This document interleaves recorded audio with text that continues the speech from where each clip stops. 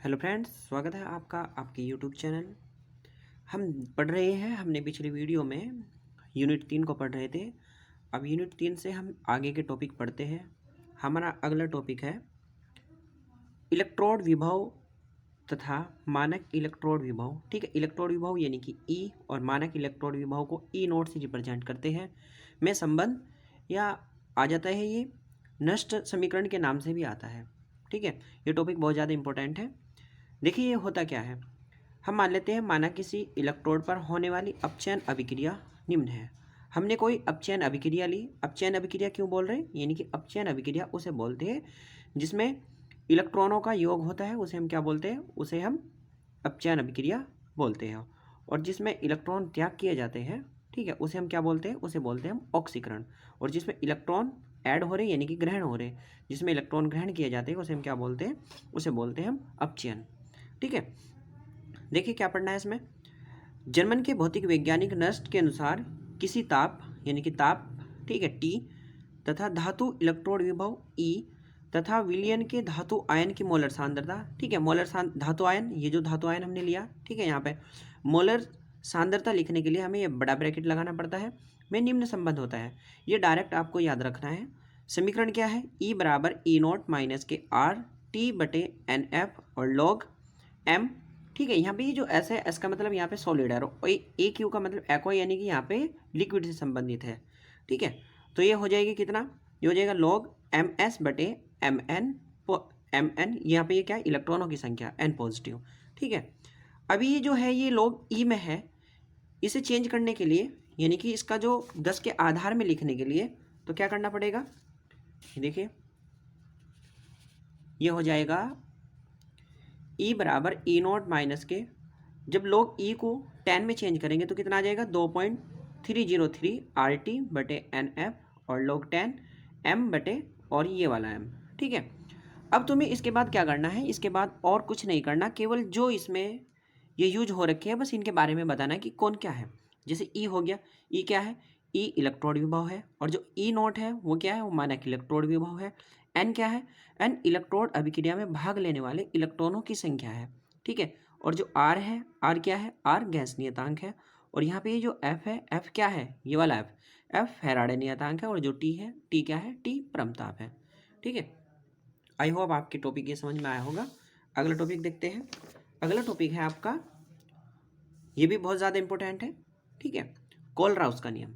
ठीक है, कोलराउस का नियम क्या है, किसी विद्युत अपघट्य मैंने आपको पिछली वीडियो में बता दिया था, यानी कि विद्युत अपघट्य कौन होता है, विद्युत अपघट्य वे पदार्थ होते हैं जो जलीय विलयन में आयनों में वियोजित हो जाते हैं। ठीक है, विद्युत अपघट्य की, ठीक है, नियम क्या, ये नियम बोलता है किसी विद्युत अपघट्य पदार्थ की अनंत तनुता, ठीक है, अनंत तनुता को हम ऐसे रिप्रेजेंट कर रहे, पर मोलर चालकता, ठीक है, उसमें उपस्थित धनायन और ऋणायन की अनंत तनुता की मोलर चालकताओं का योग होता है। ठीक है, ये क्या था, ये कोलराउस का नियम था। इसे हम ऐसे लिख देंगे। ठीक है, इसे हम ऐसे रिप्रेजेंट कर रहे। ठीक है, ये, ठीक है, ये अनंत के लिए हमने यहाँ पे इनफाइनाइट लगाया। ठीक है, धनायन, धनायन के लिए ये देखिए यहाँ पे अनंत तनुता, ठीक है, अनंत तनुता ये होगी, अनंत तनुता पर मोलर चालकता, इसे हम एम से लिख रहे हैं यहाँ पे। अनंत तनुता पर जो मोलर चालकता है उसमें उपस्थित यानी कि धनायन, धनायन की अनंत तनुता पर मोलर चालकता प्लस और ऋणायन की अनंत तनुता पर मोलर चालकताओं का क्या होता है, योग होता है। ठीक है, अगला देखिए, अगला टॉपिक है हमारा विद्युत रासायनिक श्रेणी। ये श्रेणी क्या बोलती है, धात्विक व अधात्विक, यानी कि अगर इस श्रेणी की हम परिभाषा की बात करें तो परिभाषा क्या होगी, धात्विक, धात्विक व अधात्विक तत्वों को उनके मानक इलेक्ट्रोड विभव, मानक इलेक्ट्रोड विभव मैंने आपको पिछली वीडियो में पढ़ाया था। मानक इलेक्ट्रोड विभव के क्रम में रखने पर एक श्रेणी प्राप्त होती है जिसे हम क्या बोलते हैं, जिसे बोलते हैं विद्युत रासायनिक श्रेणी कहते हैं। ये श्रेणी इस प्रकार से है, जैसे इसमें हमने कुछ तत्वों को लिया, धातु भी है और अधातु भी है। ठीक है, जैसे Li यानी कि लिथियम, ठीक है, और K यानी कि पोटेशियम, Ba यानी कि बेरिलियम, ठीक है, Sr यानी कि स्ट्रोंशियम, Ca यानी कि कैल्शियम, Na यानी कि सोडियम, ठीक है, Mg यानी कि मैग्नीशियम और Al यानी कि एल्यूमिनियम, Mn यानी कि मैग्नीज, ठीक है, Zn यानी कि जिंक, Sr यानी कि क्रोमियम और Fe यानी कि आयरन, ठीक है, और Cd यानी कि कैडमियम और Co यानी कि कोबाल्ट, Ni यानी कि निकिल, Sn यानी कि सॉरी ये Sn यहाँ पे देखो Sn टीन, ठीक है, और Pb होगा यहाँ पे Pb लेड, H का मतलब हाइड्रोजन, Cu कॉपर और Hg मरकरी और Ag सिल्वर, Pt प्लेटिनम और Au सोना। मैंने इस श्रेणी की यहाँ पे एक ट्रिक लिखा हुआ है, जैसे ये देखिए Li यानी कि लिथियम का मतलब लेके, ठीक है, अगर हम ये जो ट्रिक है 2-3 बार पढ़ेंगे तो ये हमें याद हो जाएगी पूरी श्रेणी। ट्रिक किस प्रकार से है, ले किसके लिए, Li के लिए, और K का मतलब यहाँ पे K, ठीक है, Ba का मतलब यहाँ पे बाला, Sr का मतलब यहाँ पे सर, और Ca का मतलब यहाँ पे का, Na का मतलब नाम, Mg का मतलब मांगे, और Al का मतलब अली, Mn का मतलब जान, Mn का मतलब यहाँ पे महान, और Zn का मतलब यहाँ पे जान से है, Cr का मतलब कर से, और Fe का मतलब यहाँ पे फैके से है, Cd का मतलब CD लिख कर रखा हमने यहाँ पे, और Co का मतलब कोई, Ni का मतलब नीचे, और Sn का मतलब सुनो, ठीक है, और Pb का मतलब प्यारे, और H का मतलब हेलो, और Cu का मतलब क्यों, और Hg का मतलब होगा आज, Ag का मतलब आज, और Pt का मतलब पटाएंगे, और Au का मतलब ऑस्ट्रेलिया से, ठीक है। अगर तुम इस ट्रिक को 2-3 बार पढ़ोगे तो ये पूरी श्रेणी तुम्हारे याद हो जाएगी। कैसे पढ़ना है, लेके बालासर का नाम, मांगे अली महान, जानकर फेंके सीढ़ी कोई नीचे, सुनो प्यारे हेलो, क्यों होगा आज, पटाएंगे ऑस्ट्रेलिया। अगर आप इस श्रेणी को मतलब ये जो ट्रिक है इस ट्रिक को 2-3 बार पढ़ लोगे तो ये पूरी विद्युत रासायनिक श्रेणी आपके याद हो जाएगी। ये विद्युत रासायनिक श्रेणी याद करना बहुत ज़्यादा इंपॉर्टेंट है, क्योंकि इसके आगे में तुम्हें इसी वीडियो में, ठीक है, इससे जितने भी रिलेटेड क्वेश्चन है वो सारे क्वेश्चन मैं तुमको आज बताऊंगा कौन कौन से क्वेश्चन बन सकते हैं। देखिए अब इसके बाद ये जो विद्युत रासायनिक श्रेणी है, इस विद्युत रासायनिक श्रेणी के हम देखते हैं गुण। देखिए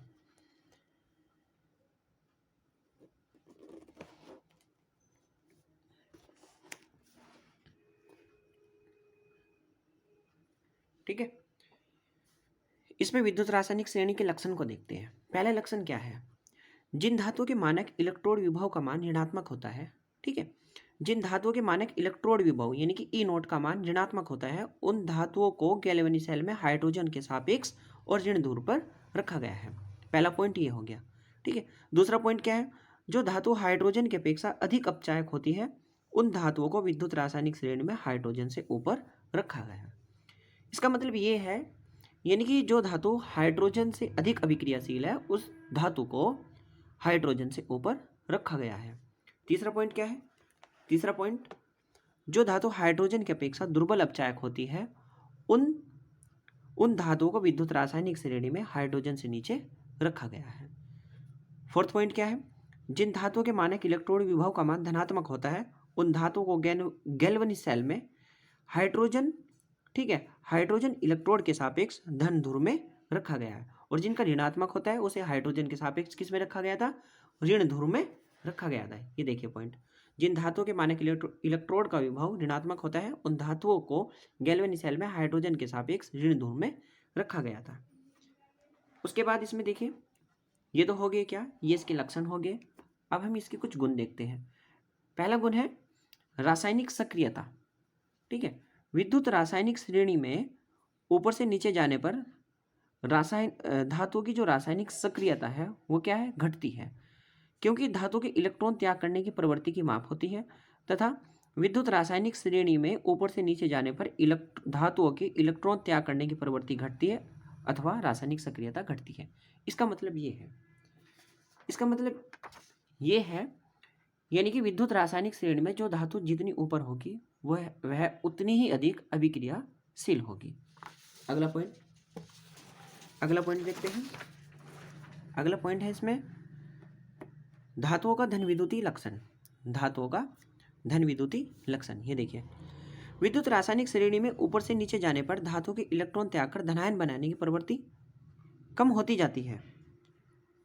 किसी धातु द्वारा इलेक्ट्रॉन त्याग कर धनायन बनाने का गुण धातु का धन विद्युतीय लक्षण कहलाता है।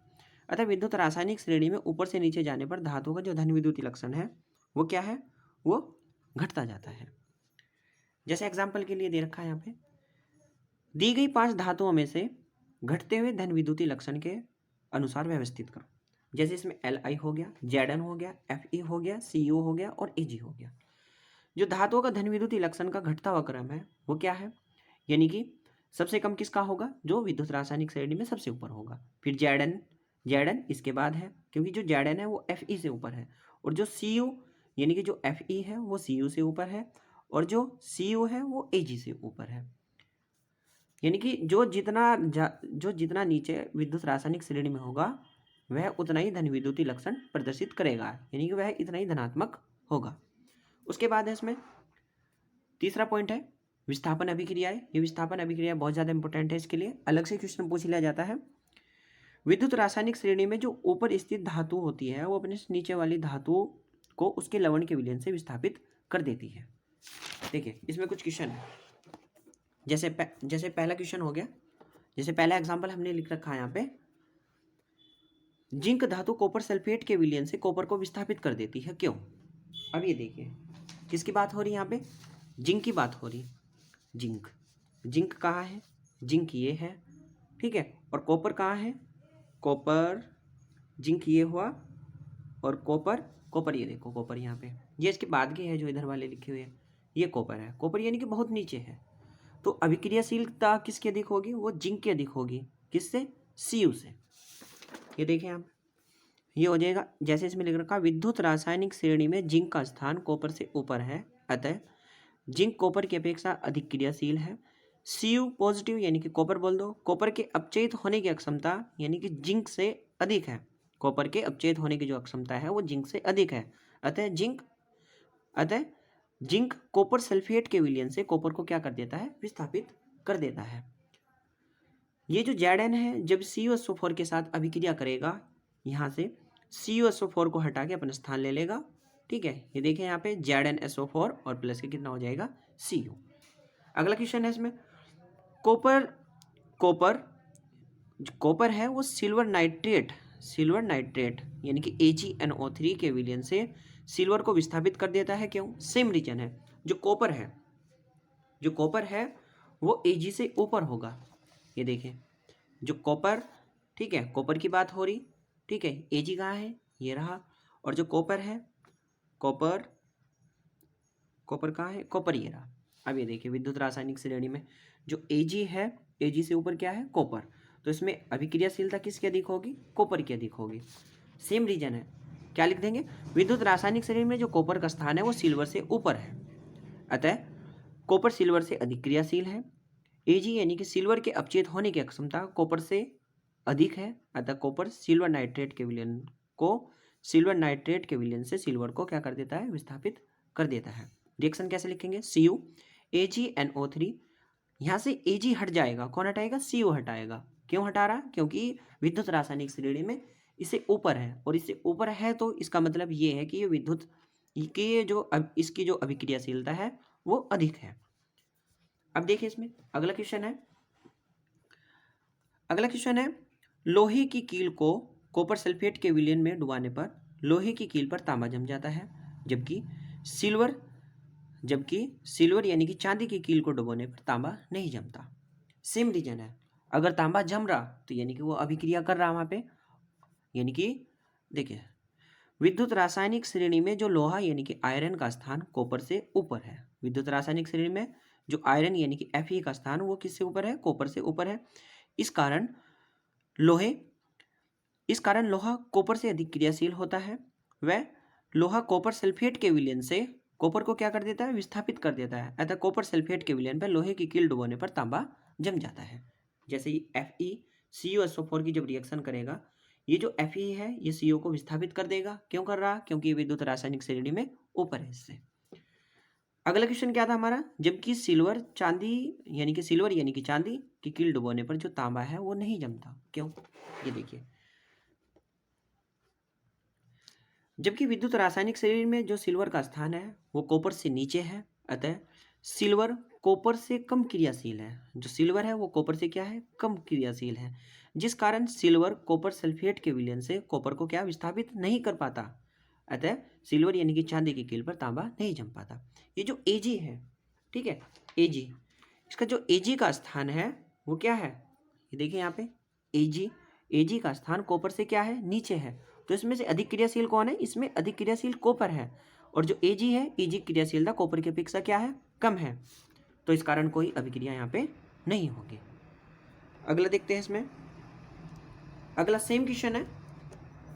आयरन यानी कि Fe कॉपर सल्फेट के विलयन में डुबोने पर, विलयन से सॉरी, आयरन यानी कि Fe कॉपर सल्फेट के विलयन से कॉपर को विस्थापित कर देता है, जबकि सिल्वर कॉपर सल्फेट के विलयन से कॉपर को विस्थापित नहीं कर पाता।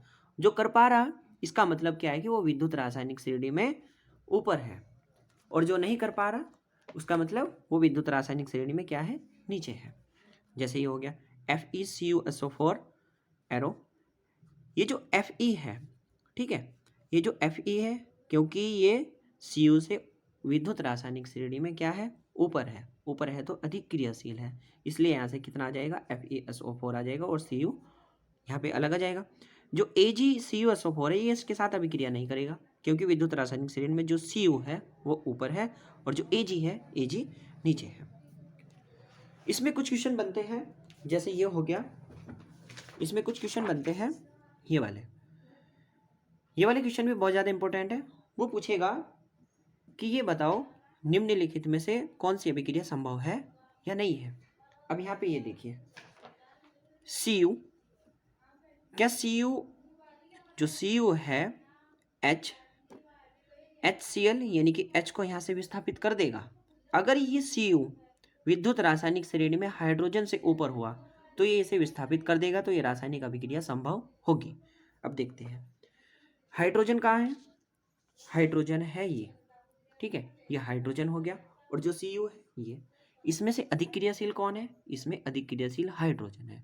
Cu इसमें अधिक क्रियाशील नहीं है हाइड्रोजन की अपेक्षा, तो ये रासायनिक अभिक्रिया क्या होगी, ये रासायनिक अभिक्रिया संभव नहीं होगी। तो क्या लिख देंगे यहाँ पे, ये रासायनिक अभिक्रिया क्या है, असंभव है, असंभव, ठीक है, यानी कि ये जो रासायनिक अभिक्रिया है, ये रासायनिक अभिक्रिया नहीं हो सकती, यह है असंभव है। अगला क्वेश्चन देखते हैं। अगला क्वेश्चन है ZnH2SO4 और ZnSO4 और H2। अब देखते हैं, यदि Zn विद्युत रासायनिक श्रेणी में हाइड्रोजन से ऊपर हुआ तो ये रासायनिक अभिक्रिया संभव होगी। देखते हैं, Zn कहाँ है, ये रहा, और दूसरा कौन सा है, H, यानी कि जो Zn है वो तो विद्युत रासायनिक श्रेणी में हाइड्रोजन से बहुत ऊपर है, तो ये रासायनिक अभिक्रिया क्या हो जाएगी, ये रासायनिक अभिक्रिया संभव हो जाएगी। तो हम क्या लिख देंगे, रासायनिक अभिक्रिया संभव है। अगला देखते हैं, जो Ag है वो Cu को क्या विस्थापित कर पाएगा। देखते हैं, Ag ये रहा और Cu ये रहा, तो अभिक्रियाशीलता किसकी अधिक है, Cu की अधिक है, तो ये जो रासायनिक अभिक्रिया है, ये रासायनिक अभिक्रिया क्या हो जाएगी, ये रासायनिक अभिक्रिया असंभव होगी, असंभव है, यानी कि रासायनिक अभिक्रिया नहीं हो सकती।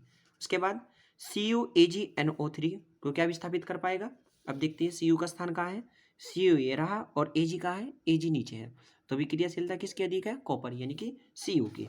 तो ये जो रासायनिक अभिक्रिया है, ये रासायनिक अभिक्रिया कैसी हो जाएगी, ये रासायनिक अभिक्रिया हो जाएगी संभव, यानी कि रासायनिक अभिक्रिया संभव है। ठीक है दोस्तों, यदि वीडियो अच्छा लगा है तो वीडियो को लाइक करें, और चैनल पर नहीं है तो चैनल को सब्सक्राइब करें। Thank you.